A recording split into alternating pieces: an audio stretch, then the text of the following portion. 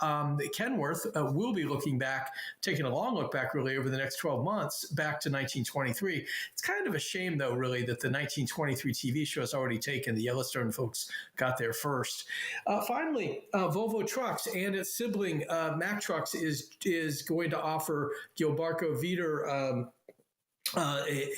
charging equipment for direct shipment to purchasers and lessees of the Volvo VNR Electric and the Mack LR refuse truck. So that is an addition. Volvo started that a while back with making direct shipments, and now both companies are doing that. They keep doing more and more to get people ready for electrification and to try to make it as easy as possible. More tech notes like that you can find on Fridays in Truck Check, the newsletter, which will be out about 11 a.m. in the East. And you can also read it on the website, or you can subscribe right there on the screen, freightwaves.com. You can look that up. Okay, let's get on to the show and welcome our guests. Jose Samperio joins us from Cummins. And thank you, Jose. I guess you had a tough trip getting in on time. That was great. Jose brings nearly 20 years of experience from Cummins in engineering and in service strategy to this, what is still a new role as the head of on-highway for the company. His last 2 years, he's been the executive director of sales for the on-highway business in North and South America. Lots of global experience. He's worked in China, he's worked in Brazil, and he's an industry player. You know, he's on the board of directors for the North American Council for Freight Efficiency. He is also on the board of governors for the National Private Truck Council and the American Transportation Research Institute's advisory committee. So plenty to do there. And one more, the American Trucking Association's Technology and Engineering Policy Committee. Jose, welcome to the show. We also have with us today Andrew Roble. Andrew is an analyst with Ryan Associates, the global powertrain the analysis firm in Canton, Michigan. And Andrew, has worked in the past for Eaton Corporation, where he worked on the electrification strategies there. And also before Eaton, he was with IHS Markit, which is now part of S&P Global, and worked on mostly light vehicle applications. So, gentlemen, thanks for joining me. Great to have you here today. Should have some fun with this topic. Jose, good job getting here, buddy. You guys had me nervous. Yeah, I'm just landing in, and I cruise to one of our branches here that is near the airport. So, I couldn't miss it, Alan. I couldn't miss it. Thanks for having me. I'm so glad. I'm so glad you're here. That's one of the late changes that we almost had to make. Didn't have to do it. Andrew, you did it the right way and got here just when you were supposed to. Hey, let's get started, guys. You made some news this week, Jose. The company did with the announcement of the X10 engine. This I don't know if it catches everyone by surprise. Maybe you've been working on it. I'm sure you have for quite some time. But this idea of a tweener engine, if you will, coming between the medium and heavy duty segments is pretty interesting. Take us through that, will you? I mean, the story on our site has gotten thousands of views, lots of attention to it, but maybe you can recap for us. Yeah, exciting news. I'm glad you got it. And engine technology has advanced endlessly over the past 20 years in a time where we don't make them big, 13, 14 liters. And now, after all this case research and experience that we had with the product, then we were able to find ways to extract more power and torque from a linear body, simulation-based analysis, and rather than adding just metal to the engine, they can just continue to have, or now we get a very lean engine with torque and high power. And at the same time, we used to call it the medium-duty truck market, but with the power of a big engine, we call it the truck market. So that's the idea. What being able to design the X10 is really has solely of big engine power and torque, but in the body of really a smaller engine like the L9 platform. That makes sense, Alan. Well, Andrew, we've been seeing for a while now the downsizing of displacements in engines. Is that right? Yes. Yep, and we expect to see it further. And so the other big thing too with internal combustion engines is when you look to the future of electrification, production in place becomes very important. So a lot of the news that focuses around electric truck adoption or zero emission powertrain based truck production. Building up the supply chain for those does take time. So having the supply chain that already exists on the ICE side, just using an alternative fuel makes a lot of sense moving forward. Our forecast still shows that the diesel engine will be the primary powertrain beyond 2030. And of course, that's kind of how Cummins sees it too, Jose. I guess the idea being that we want to we want to offer diesel. We need to offer diesel. It is cleaner than it's ever been, right? But the idea is that when the X10 gets started, it really starts as a diesel engine, and then moves into some of these other kind of top of the block other fuels, right? I mean, hydrogen and hydrogen ice is something, Andrew, that I think we've been, just starting to hear about. I mean, Cummins has made a pretty big deal of it. They've got an order for 500 of those trucks from Werner already, and it's not until 2027. Right. Well, that's the emissions regulations that are coming in 2027 are those are expected to drive a lot of additional technology on internal combustion engines, a lot of additional cost that goes into it. So finding a fuel that could reduce some of that complexity, that's going to be the key. Moving forward is going to be all about reducing complexity, whether that's consolidating engine programs or finding ways to meet the emissions compliance without the additional cost. Yeah, I guess the whole idea is that we've got to get back to this idea that not allowing, and I did not coin this term, but the idea of good being the enemy of the best. The idea that California, for example, really doesn't want anything to do with anything that burns anymore. They want electrification. They're okay with hydrogen, but they're not really interested in anything. Jose, since I see you're back with us, they're not interested in anything that doesn't burn. And yet your 2050 Destination Zero program looks at getting there, not arriving there, if you will. Yeah, Alan, we describe this era as an all solutions kind of era, meaning that applications are diverse and technologies are at different state of maturity. And if really we're going to advance in our sustainability journey as an industry, not just Cummins, but as an industry, we're going to have to take advantage of all solutions available, including continue to make advancements of diesel and advanced diesel, certainly natural gas and renewable natural gas, and a combination of some biofuels, renewable fuels, that the carbon footprint, which is what we're trying to achieve, a reduction in it, you're still achieving that way. And so there's still some innovation to be done, even with technology that we have for the past 20 years. There's still innovation to be done, Alan. Well, I think, let's talk natural gas for a moment. I mean, if anybody in the industry wants natural gas, they come to Cummins to get it. You're the ones who do the powertrains, and you sunsetted your deal with oh goodness, the name isn't coming to me right now. Westport, thank you. But you have picked up something new now with with Rush Enterprises to do some some tanks on trucks and things like that. I guess I'm wondering. Let's talk natural gas for just a moment, guys. Is this really got a growth pattern to it, especially when we look at renewable natural gas?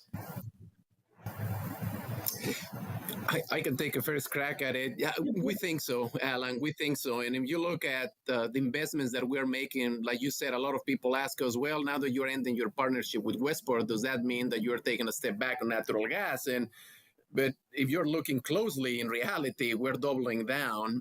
And just look at the things that we've been able to do. We're going to release a brand new, what we call clean sheet design engine, a 15-liter that we've never had before. We're going to release it next year. And you're exactly right. We're investing in this partnership with Rush on the fuel delivery system. So we have that going. And then you can see all the recent public announcements that we have with partnerships with fuel suppliers like Chevron and Love's, where we're establishing partnerships for how do we grow this market jointly together. So you look at all of that and then like, yeah, there is proof that we see this market is going to grow. And as we think about the trucking industry and our mentality for truckers, trucking companies, carriers, they have to be able to reduce their emission carbon footprint, but they have to be able to do it economically, and they have to be able to continue to run their operations the way they run it today. And this is why natural gas start to look very attractive, because it's a very similar technology for what the industry is used to run, and allows them to continue to operate in a similar manner as they have been operating for the past 50, 60, 80 years. And that's why we believe that natural gas, there is a future here now. Yeah. So you put that, and Andrew, I want to ask you about this engine because you started it in China, the 15 liter. You're bringing it, I guess, to Jamestown, and in 2024 you'll start to provide it. Andrew, let me ask you about the 15 liter natural gas engine. Is this something that is going to have a place in your forecasting as being, kind of a player, or is it a niche? It does. It does. So one of the big things we look at with the forecast is use case, and that becomes more important as we start to talk about both alternative fuels and zero emission technologies. So not every vocation, not every body type, not every truck use case is going to be able to use every type of fuel. So every type of fuel will have a place in the future as we meet these emissions targets moving forward. One of the big things with the 15 liter, the opportunity we see is like with Hyliion, for instance, running a hybrid. Behind it, I know right now their focus is on the 12 liter, but if they move that to the 15 liter, where you get a little bit more power, may be able to pull a little bit more weight, see a little bit more volume behind that. It's been talked about that hybrid renewable natural gas powertrains offer the best well-to-wheel emission strategies of everything. Even though the government doesn't necessarily push well-to-wheel, it's all based on tailpipe emissions. It's still a viable technology moving forward. Well, there's a certain magic, honestly, around RNG, around renewable natural gas, because it doesn't come from a petroleum base. It comes from, animal waste and kind of other disgusting things. But I guess the idea being that, there is a future around renewable natural gas. That's certainly something that, Thomas Healy at Hyliion talks about. And I see Love's is adding, production capacity for RNG and that sort of thing. Guys, either one of you, what do you think? Is this gonna supplant or supplant the natural gas, petroleum-based natural gas? Go ahead, Jose. What do you think? Yeah. Like Andrew said, I think it's going to be difficult over the next few years to think that one single technology or one fuel is going to take over everything else. I think there is going to be a combination, Alan, of for some people availability, just supply availability, or maybe even distribution of compressed natural gas is just going to be easy to source. But definitely we see a lot of investments in the industry on renewable natural gas. There's been forecasting done by NGVA, I believe, where they look at how much supply there is for renewable natural gas, and the feedstock is there for provide to the industry in very large amounts.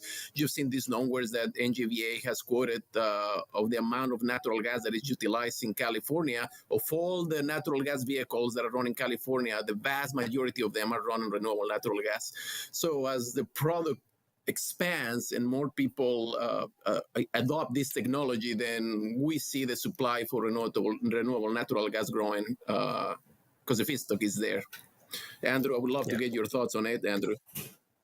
Yeah, and definitely agree. We've been seeing the same additional investment in renewable natural gas. I think one of the biggest use cases for natural gas powered trucks right now is in the refuse industry, where they have access to renewable gas on sites.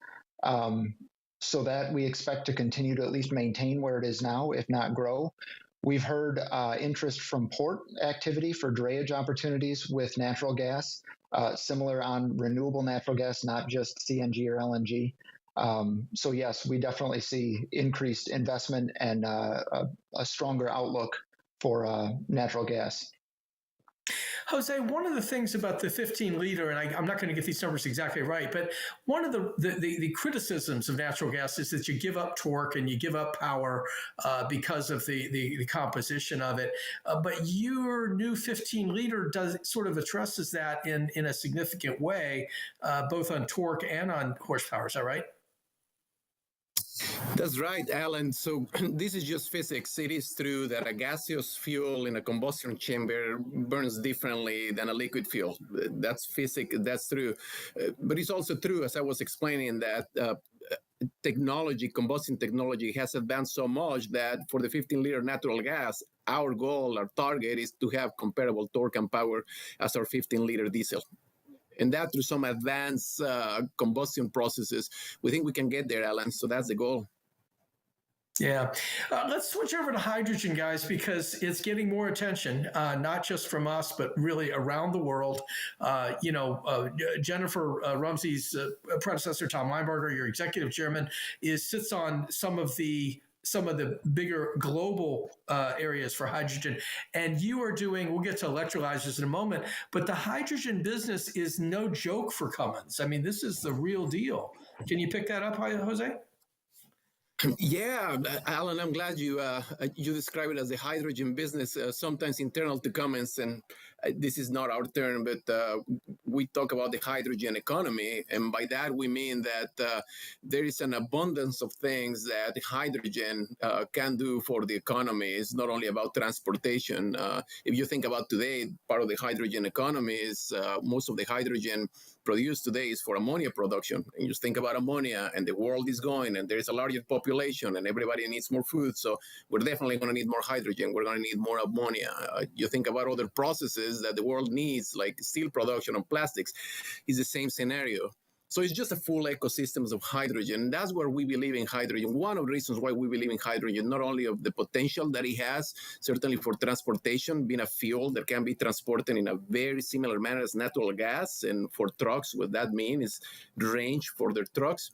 But it's also supported by a full ecosystem of this hydrogen economy that could lift it up and help this industry and just the entire economy push it out. So that's what we see in hydrogen, Alan.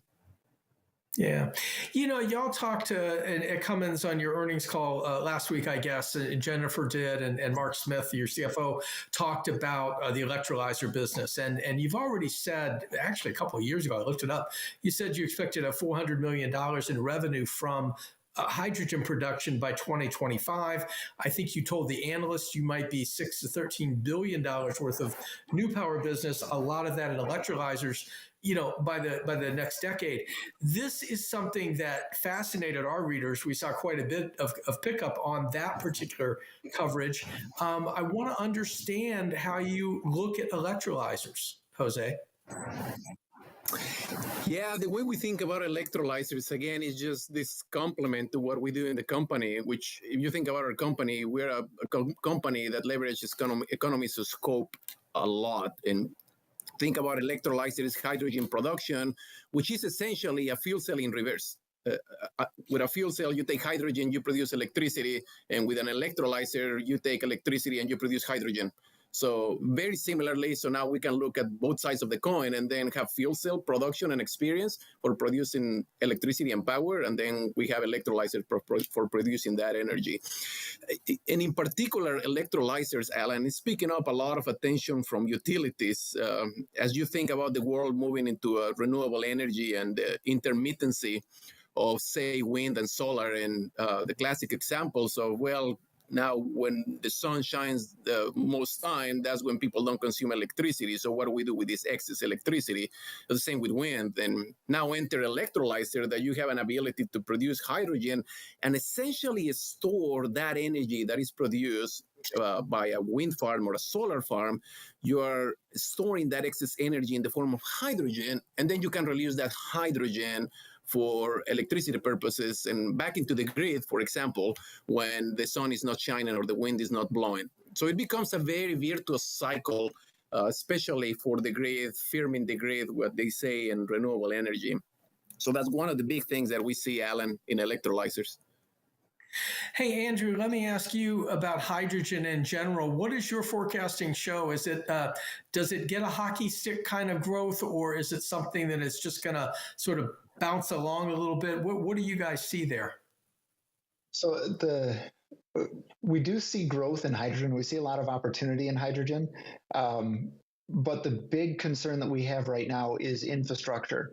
So building up that infrastructure and leveraging the technologies that Jose is talking about on the electrolyzer side is a big driver that once that happens, like I mentioned earlier, with production in place, being able to do H2 ICE or a hydrogen ICE engine is going to just feed naturally into both fuel cell and then also on the power gen side for a fuel cell stack based generators.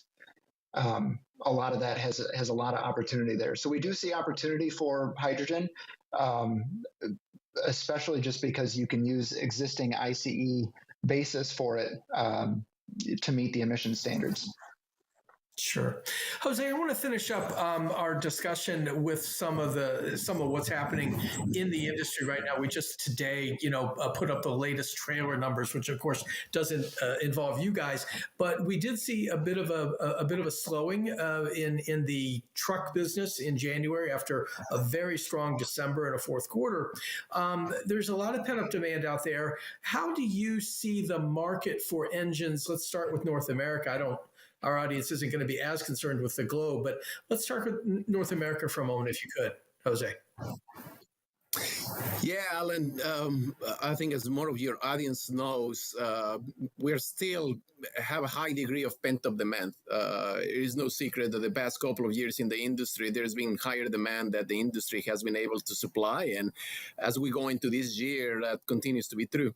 There's still some residual demand for the past couple of years of essentially people not getting the amount of trucks that they need, even to meet replacement demand. Forget about growth, even just to meet replacement demand. So we still have a little bit of that. And the way that translates into the trucking industry for us as tier one suppliers to an OEM and an OEM manufacturer of trucks, that translates into a very strong Q1 or Q2 of these years. That's what we have good line of sight, Alan, of the next 6 months, maybe even into the next 9 months. It continues to be as strong, maybe a little bit down from last year, maybe flat, maybe a little bit up. But they're definitely not a complete slowdown from a production perspective.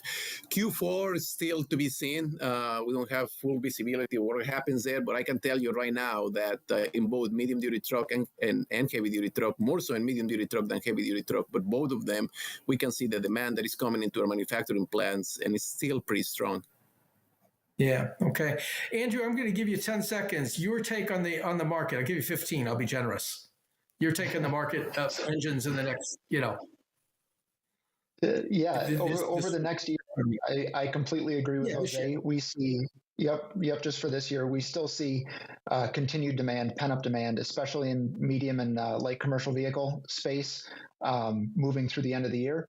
Class 8, same. We expect it to be relatively flat year over year, plus or minus a few thousand, but relatively flat. Medium duty, if possible, we would actually see up a little bit year over year, and then light commercial as well. Okay. All right, guys, thank you very much for joining me today. Truck Tech is off next week because of the Global Supply Chain Week activity here at FreightWaves. We'll be back on March 1st, and we will be we'll be entertaining, I hope. Is filled with meaningful innovators from across the industry who are helping shape what the future of supply chain will look like. Check out the full list of these companies and all the latest Freight Tech news